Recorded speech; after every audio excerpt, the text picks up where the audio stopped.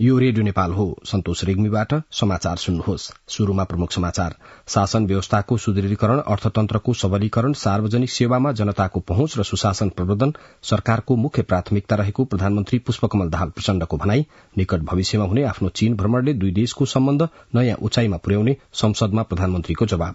सांसदहरूको न्यून उपस्थितिका कारण प्रतिनिधि सभाको बैठक कार्यसूचीमा अघि बढ़न नसकी स्थगित। अमेरिकी सहयोग परियोजना एमसीसी आजदेखि कार्यान्वयनमा आउने एमसीसी उपाध्यक्ष नेपालमा।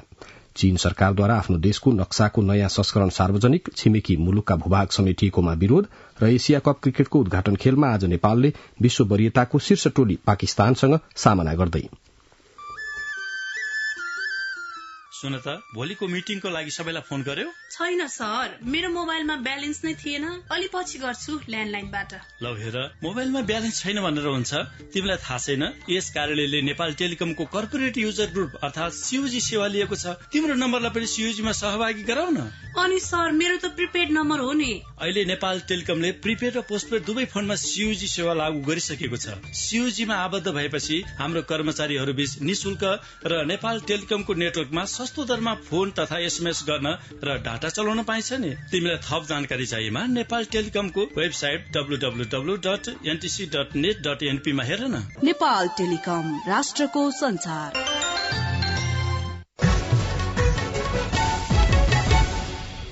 समाचार अब विस्तारमा।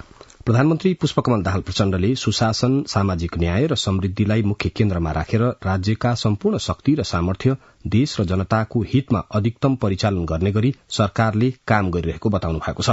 प्रतिनिधि सभाको हिजोको बैठकमा प्रधानमन्त्रीसँग प्रश्नोत्तर कार्यक्रममा प्रधानमन्त्री प्रचण्डले संघीय लोकतान्त्रिक शासन व्यवस्थाको सुदृढीकरण, अर्थतन्त्रको पुनरुत्थान र सबलीकरण, सार्वजनिक सेवामा जनताको सहज पहुँच, भ्रष्टाचार नियन्त्रण र सुशासन प्रवर्धन सरकारको मुख्य प्राथमिकता रहेको बताउनुभयो।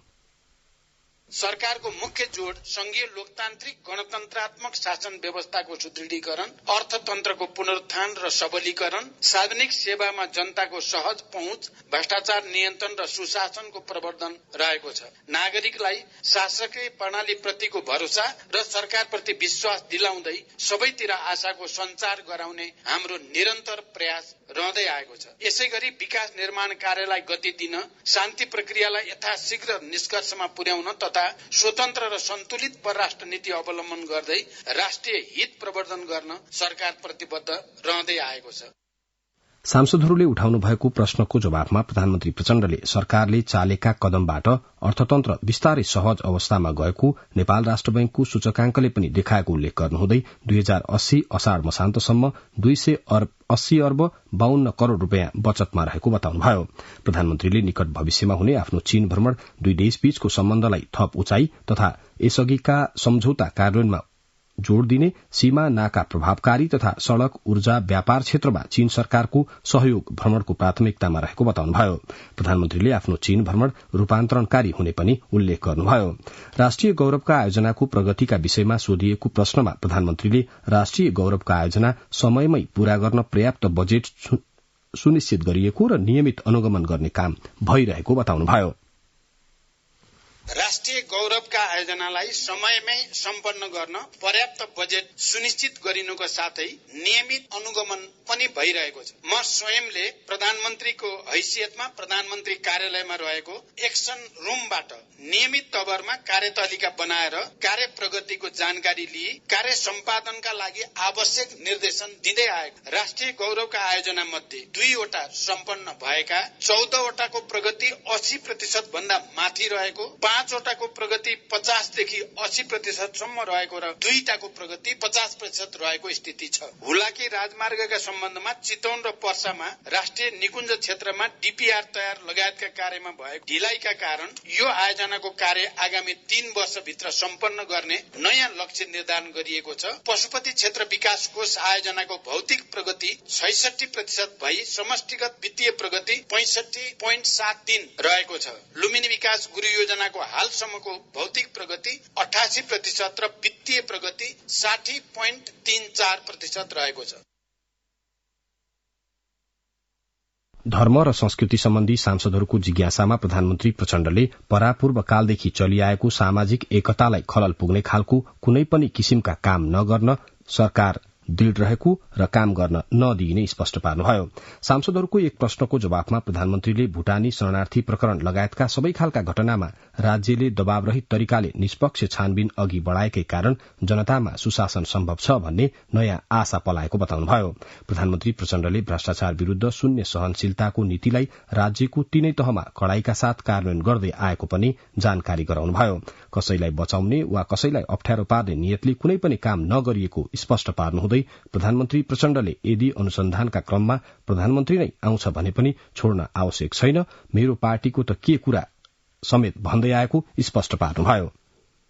भूटानी शरणार्थी प्रकरण लगायतका सबै घटनामा राज्यले दबाव रहित तरिकाले निष्पक्ष छानबिन अघि बढ़ाएकै कारण अहिले जनतामा सुशासन सम्भव छ भन्ने एउटा नयाँ आशा पलाएको हो भन्ने कुरा पनि म स्पष्ट गर्न चाहन्छु। अहिले त्योसँग सम्बन्धित विषयहरू अदालतमा रहेको र अदालतले उचित फैसला गर्ने विश्वास म व्यक्त गर्न चाहन्छु। वर्तमान सरकारले भ्रष्टाचार विरूद्ध शून्य सहनशीलताको नीतिलाई राज्यका तीनै तहमा कड़ाईका साथ कार्यान्वयन गर्दै आएको। यस अवधिमा सार्वजनिक प्रशासनलाई स्वच्छ, सक्षम, निष्पक्ष, पारदर्शी र व्यावसायिक र जवाबदेही बनाउँदै भ्रष्टाचारलाई कड़ाईका साथ नियन्त्रण गर्न सरकारले विभिन्न नीतिगत तथा कानूनी तथा संस्थागत सुधारलाई अघि बढ़ाएको छ। कसैलाई पनि बचाउने या कसैलाई पनि अप्ठ्यारोमा पार्ने नियतले कुनै पनि काम गरिएको छैन। मैले दोषी कोही पनि नछुटोस्, निर्दोष कोही पनि नपरोस् भन्ने सिद्धान्त अनुसार नै प्रहरी प्रशासनलाई निर्देशन दिएको र मैले यतिसम्म पनि भनेको छु कि यदि अनुसन्धानको क्रममा प्रधानमन्त्री नै आउँछ भने पनि छोड्न आवश्यक छैन। मेरो पार्टीको कुनै नेताको त के कुरा भन्ने कुरा पनि मैले सार्वजनिक रूपमा भन्दै आएको म जानकारी गराउन चाहन्छु। प्रधानमन्त्रीसँगको प्रश्न उत्तरमा सांसदहरू उदय शमशेर राणा, ईश्वरी देवी नेउपाने, ऐन बहादुर शाही ठकुरी, ऋषिकेश पोखरेल, आशा विक, उर्मिला माझी, एकनाथ ढकाल, अस्मा कुमारी चौधरी, उर्मिला थेबे, ईश्वरी घरती र असीम शाहले प्रधानमन्त्रीलाई प्रश्न सोध्नु भएको थियो। प्रतिनिधि सभाको हिजोको बैठक गणपूरक संख्या नपुगेपछि कार्यसूचीमा अघि बढ़न सकेन। कानून, न्याय तथा संसदीय मामिला मन्त्री धनराज गुरूङले पेश गर्नुभएको केही नेपाल ऐनलाई संशोधन गर्न बनेको विधेयक 2080 माथि विचार गरियोस् भन्ने प्रस्ताव निर्णयार्थ पेश गर्ने बेलामा गणपूरक संख्या नपुगेपछि बैठक स्थगित भएको हो।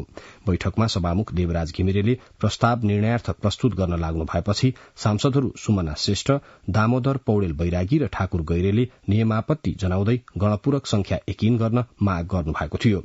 प्रतिनिधि सभामा कुनै पनि प्रस्तावलाई निर्णयार्थ प्रस्तुत गर्न कायम रहेका सदस्यको 1/4 अर्थात 69 जना सांसदको उपस्थिति रहनुपर्नेमा हिजोको बैठकमा 59 जना सांसदको मात्रै उपस्थिति रहेपछि बैठक कार्यसूचीमा अघि बढ़न नसकी स्थगित भएको छ।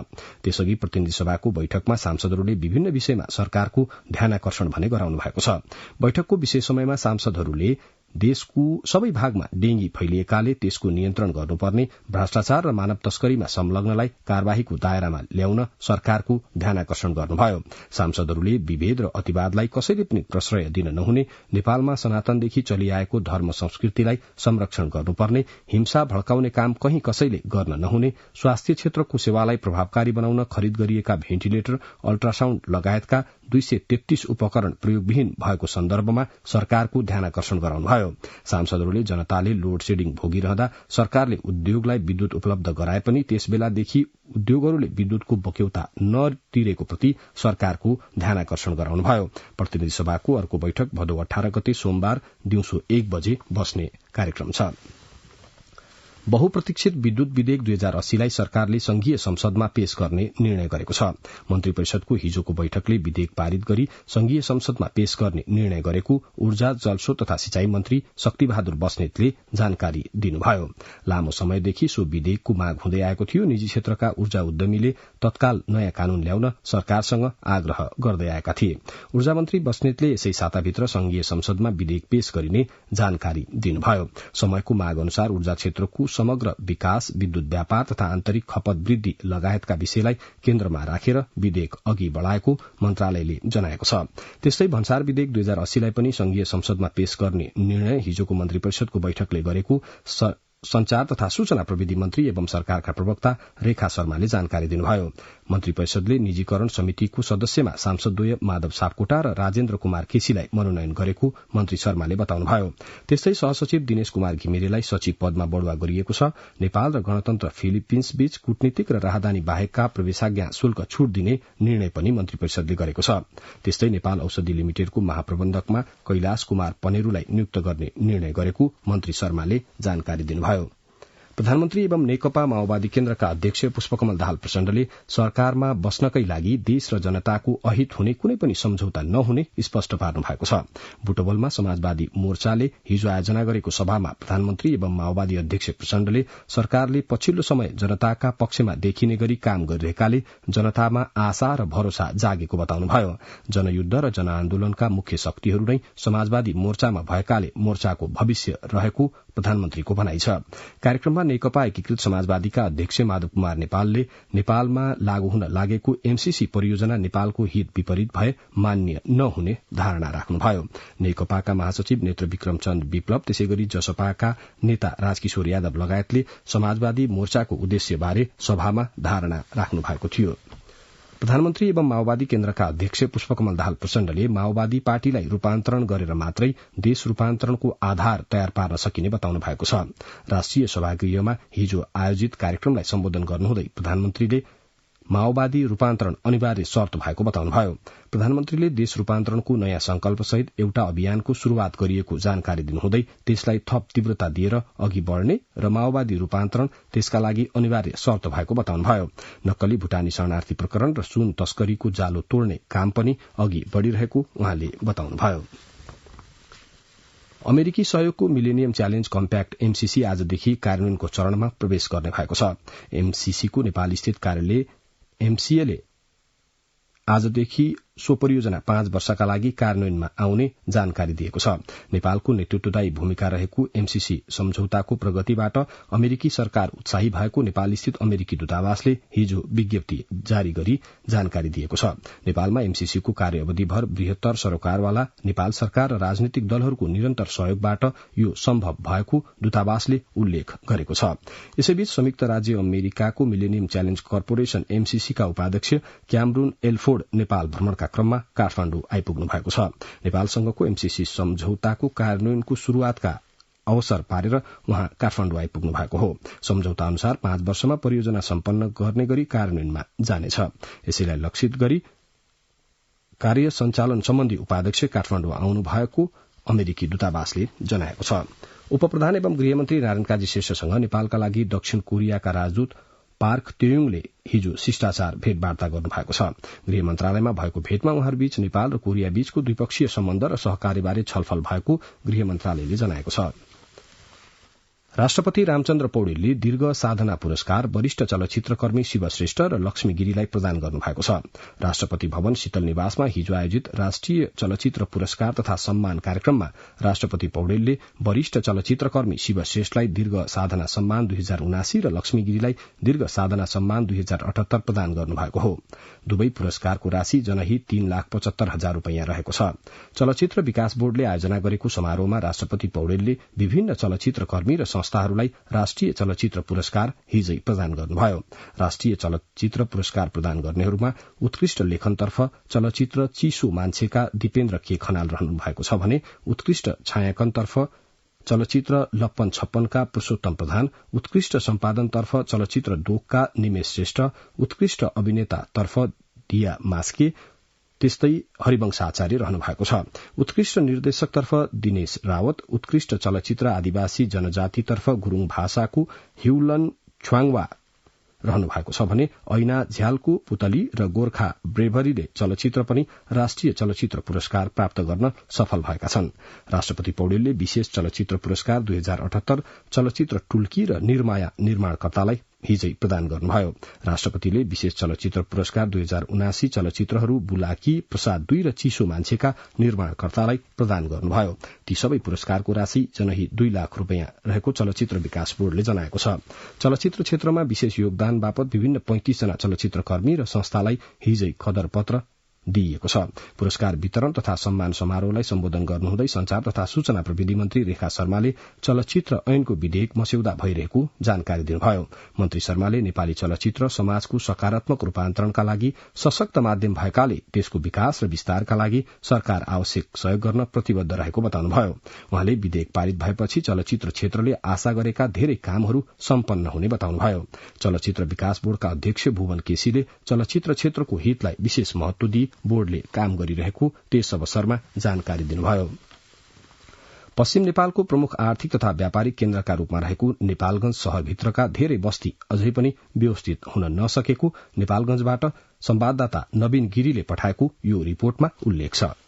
राजा विमानस्थल नजिकै नेपालगंज उपमहानगरपालिका वडा नम्बर 20 मनिकापुरकी फूलमती लोनियाले खाना पकाउने ओभानो ठाउँ पाउनु भएको छैन। उस्तै समस्या छ सुधामा लोनियाको पनि। यो क्षेत्रमा व्यवस्थित ढल निकास र नाला नहुँदा बर्खाभरि जलमग्न हुन्छ। स्थानीयहरू ओभानो ठाउँको खोजीमा हुन्छन्। फूलमती र सुधामा लोनिया। हम लोगन कैसे खाना पानी बनावा खावा जाए, चाहला भर जाते, ज्यादा पानी पेल देते तो दिन दिन हम लोगन खाना नहीं बनावा खावा जाते। कहाँ बैठ के खाना बनावा खावा जाए? कोई के घर भर रहेगा, कोई के दवाल भर रही गवा, कोई के घरमा पानी लाग गवा। शहर भित्रको गाउँ बस्तीका बासिन्दाले बर्खामा पाएको शास्ति कम दुःखदायी छैन। विमानस्थल क्षेत्र नजिकैको बस्ती भए पनि शहरको अनुभूति यहाँका मानिसहरूले गर्न पाएका छैनन्। उपमहानगरपालिका भित्रको क्षेत्र भए पनि विकास नहुँदा नागरिक खिन्न छन्। स्थानीय नरेश गुडिया। ये तो हाईवे के छेउमा गाँव है, इनका तो स्वर्ग बने चाहिए। कहाँ से एयरपोर्ट नजदीक है, कोहलपुर इंडिया भी नजदीक है, मेन मार्केट जाना अच्छा ठाउँ है, फिर भी यहाँ विकास कुछ नहीं होता है। नेपालगंज उपमहानगरपालिकाको वडा नम्बर 15 सीमा नाका र भारतसँगको आर्थिक तथा व्यापारिक कारोबारको मुख्य मार्गको बस्ती हो। तर यहाँ खानेपानी समेत पुगेको छैन। एउटा गाउँबाट अर्को गाउँ जोड्ने गतिलो बाटो छैन। यस्तै अवस्था छ वडा नम्बर 14 का उदय पुरुवा, कल्लु पुरुवा र करयाती पुरुवाको पनि। वडा नम्बर 15 का वडा अध्यक्ष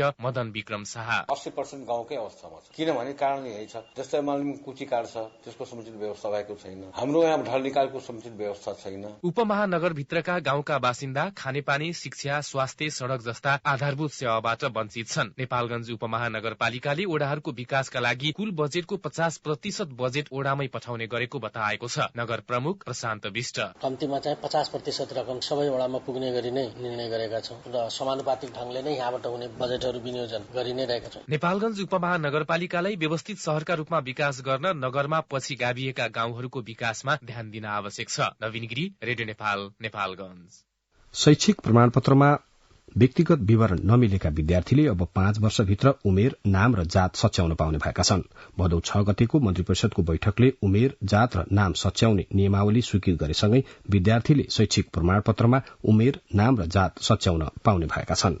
गृह मन्त्रालयले अब विद्यार्थीले शैक्षिक प्रमाणपत्रमा उमेर, नाम र जात सच्याउन पाउने सार्वजनिक सूचना जारी गर्दै त्यसबाट लाभान्वित हुन सम्बन्धित समुदायलाई आग्रह गरेको छ।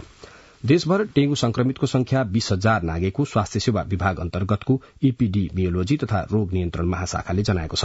हालसम्म 75 जिल्लामा 20,145 जनामा डेंगू पुष्टि भएको महाशाखाका कीटजन्य शाखा प्रमुख गोकर्ण दाहालले जानकारी दिनुभयो। अहिलेसम्म 13 जना संक्रमितको मृत्यु भएको बताउनुहुँदै उहाँले डेंगू संक्रमण जनस्वास्थ्यको गम्भीर समस्याका रूपमा रहेकाले आम नागरिकले त्यसबाट जोगिन दिइएको सल्लाह कार्यान्वयन गर्न सुझाव दिनुभएको छ।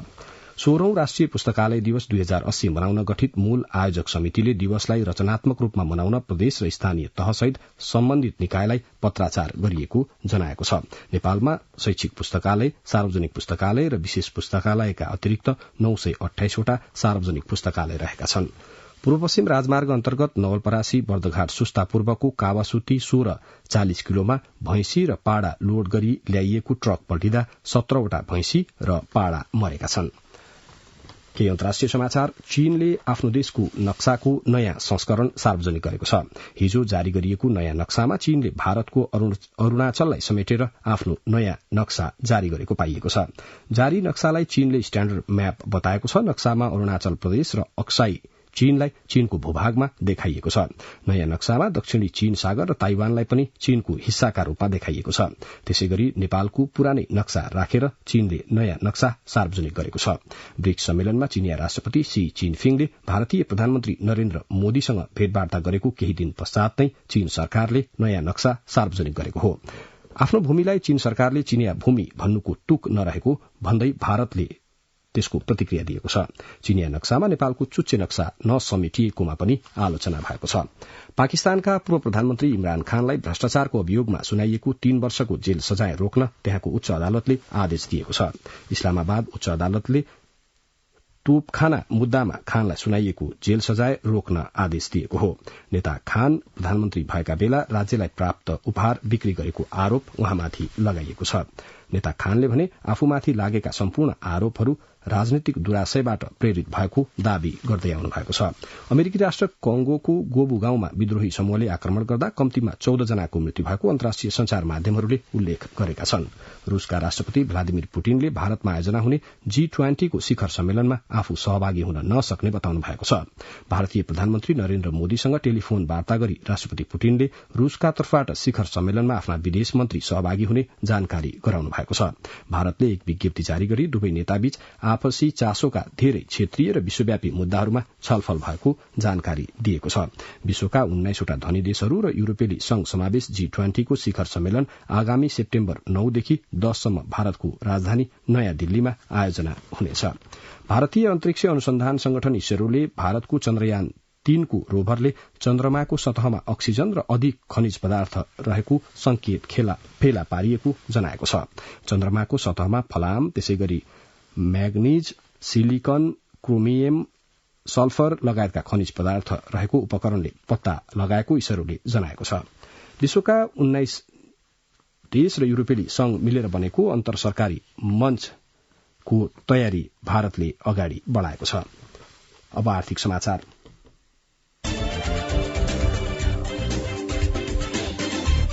प्रधानमन्त्री एवं गृहमन्त्री नारायण काजी श्रेष्ठले ऊर्जा क्षेत्रमा भएको ठूलो लगानीको सरकारले सुरक्षा गर्ने बताउनु भएको छ। गृह मन्त्रालयमा मंगलबार स्वतन्त्र ऊर्जा उत्पादकहरूको संस्था नेपाल इपानका पदाधिकारीहरूसँगको भेटमा उहाँले ऊर्जा क्षेत्रमा भएको 13 खर्ब लगानी सुरक्षाको ग्यारेन्टी सरकारले गर्ने बताउनुभयो। अहिले सरकारको पहिलो लक्ष्य सुशासनको प्रत्याभूति दिलाउने र सबै तह तथा तबकाका नागरिकको सुरक्षा गर्ने रहेको पनि उप प्रधानमन्त्री श्रेष्ठले उल्लेख गर्नुभयो। भेटमा इपानका अध्यक्ष गणेश कार्कीले ऊर्जाका परियोजना निर्माण गर्दा स्थानीयको अवरोधले काम गर्ने वातावरण नबनेको उल्लेख गर्दै परियोजना स्थलमा सुरक्षा पोस्ट राखिदिन आग्रह गर्नु भएको थियो। विस्फोटक पदार्थको सहज आपूर्तिका लागि पनि आवश्यक सहजीकरण गरिदिन अध्यक्ष कार्कीले गृहमन्त्री समक्ष आग्रह गर्नुभयो। राष्ट्रिय सभाका अध्यक्ष गणेश प्रसाद तिमिल सिन्हाले कृषि योग्य समथर जमिनमा बस्ती बसाल्ने र भिरपाखामा खेती गर्ने कार्यले खाद्य सुरक्षा हुन नसक्ने बताउनु भएको छ। दिगो विकास सम्बन्धी राष्ट्रसंघीय आगामी शिखर सम्मेलनमा प्रस्तुत गर्ने कार्यसूची तथा भावी रणनीति सम्बन्धमा आयोजित परामर्श गोष्ठीमा अध्यक्ष तिमिल सिन्हाले दिगो विकास लक्ष्य हासिल गर्न नीति निर्माणदेखि कार्यान्वयन गर्ने संयन्त्र बीच समन्वय र सहकार्य आवश्यक भएको बताउनुभयो। अध्यक्ष तिमिल सिन्हाले अबण्डामा बजेट राखेर कसरी दिगो विकास लक्ष्य प्राप्त हुन्छ भन्दै बजेट र योजना बीच तालमेल हुने गरी विनियोजनमा इमानदार प्रयत्न हुनुपर्नेमा जोड़ दिनुभयो। कार्यक्रममा राष्ट्रिय सभाका उपाध्यक्ष उर्मिला अर्यालले दिगो विकास लक्ष्य प्राप्त गर्न वडादेखि पालिका हुँदै प्रदेश र केन्द्रसम्म गहन छलफलका साथ कार्यक्रम कार्यान्वयनमा जोड़ दिनुपर्ने आवश्यकता उठाउनुभयो। दिगो विकास तथा सुशासन समितिका सभापति प्रकाश पन्थले सुशासन र दिगो विकास मुलुकको प्राथमिकताको विषय भएकोले संघीय संसद मातहतका सबै समितिमा यस मुद्दालाई छलफल गराउने बताउनुभयो। कार्यक्रममा संयुक्त राष्ट्र संघका नेपाल स्थित प्रतिनिधि हना सिंगर एमडीले दिगो विकास लक्ष्य प्राप्तिका लागि राजनीतिक प्रतिबद्धता, कर्मचारी तन्त्रको सक्रियता तथा सरकार, नागरिक समाज र गैर सरकारी संघ संस्थाको सहयोग, समन्वय र सामूहिक प्रयत्नको खाँचो रहेको बताउनुभयो। भुवन आचार्य। अब खेल समाचार। एशिया कप क्रिकेटमा आज नेपालले विश्व वरीयतामा शीर्ष स्थानमा रहेको पाकिस्तानको सामना गर्दैछ। एशिया कपको उद्घाटन खेलमा नेपाल र पाकिस्तान मैदानमा उत्रनेछन्। नेपाली समय अनुसार आज दिउँसो 3:15 बजे अर्थात 3:15 जाँदा पंजाबको मुल्तान क्रिकेट मैदानमा नेपाल र पाकिस्तान आमने सामने हुनेछन्। आजको क्रिकेटलाई विश्व समुदायले उत्साहका साथ हेरेको छ। नेपालका कप्तान रोहित पौडेलले नेपाली टोली पूर्ण आत्मविश्वासका साथ मैदानमा रहने बताउनु भएको छ। नेपालले एशिया कप अन्तर्गत आगामी सोमबार भारतसँग खेल्नेछ। क्रिकेट इतिहासमै नेपालले पहिलो पटक भारत र पाकिस्तानसँग खेल्न लागेको हो। 27 वर्ष अघि अन्तर्राष्ट्रिय क्रिकेटमा पाइला टेकेको नेपालको यो सबैभन्दा ठूलो प्रतियोगिता हो। नेपालले 10 वर्ष अघि नै विश्वकप T20 क्रिकेट प्रतियोगिता त खेलिसकेको छ। यद्यपि भारत र पाकिस्तानसँग भने यो पहिलो प्रतिस्पर्धा हुनेछ। अब मौसम। आज देशभर आंशिकदेखि सामान्य बदिरही कोशी, बागमती र गण्डकी प्रदेशका पहाड़ी भागका केही स्थानमा हल्कादेखि मध्यम वर्षा हुने जल तथा मौसम विज्ञान विभागले जनाएको छ। गत 24 घण्टामा काठमाडौँ उपत्यकामा मापन गरिएको अधिकतम तापक्रम 30 डिग्री सेल्सियस, न्यूनतम तापक्रम 20 डिग्री सेल्सियस, वर्षा 1.5 मिलिमिटर, अहिले बिहानको सापेक्षित आर्द्रता 93%। आज दिउँसो काठमाडौँ उपत्यकाको अधिकतम तापक्रम 29 देखि 31 डिग्री सेल्सियसका बीच रहने अनुमान गरिएको छ। काठमाडौँ उपत्यकामा सूर्योदय अघि बिहान 5:42 भयो भने सूर्यास्त भरे साँझ 6:28 हुनेछ। अन्त्यमा प्रमुख समाचार पुनः एकपटक। शासन व्यवस्थाको सुदृढीकरण, अर्थतन्त्रको सबलीकरण, सार्वजनिक सेवामा जनताको पहुँच र सुशासन प्रवर्धन सरकारको मुख्य उद्देश्य रहेको प्रधानमन्त्री पुष्पकमल दाहाल प्रचण्डको भनाई। निकट भविष्यमा हुने आफ्नो चीन भ्रमणले दुई देशको सम्बन्ध नयाँ उचाइमा पुर्याउने संसदमा प्रधानमन्त्रीको जवाब। सांसदहरूको न्यून उपस्थितिका कारण प्रतिनिधि सभाको बैठक कार्यसूचीमा अघि बढ़न नसकी स्थगित। अमेरिकी सहयोग परियोजना एमसीसी आजदेखि कार्यान्वयनमा आउने एमसीसी उपाध्यक्ष नेपालमा। चीन सरकारद्वारा आफ्नो देशको नक्साको नयाँ संस्करण सार्वजनिक। छिमेकी मुलुकका भूभाग समेटिएकोमा विरोध। र एशिया कप क्रिकेटको उद्घाटन खेलमा आज नेपालले विश्व वरियताको शीर्ष टोली पाकिस्तानसँग सामना गर्ने। बिहान 7 बजेको समाचार सकियो। अर्को समाचार प्रसारण 8 बजे अंग्रेजीमा सुन्न सक्नुहुनेछ। हवस् त, नमस्कार।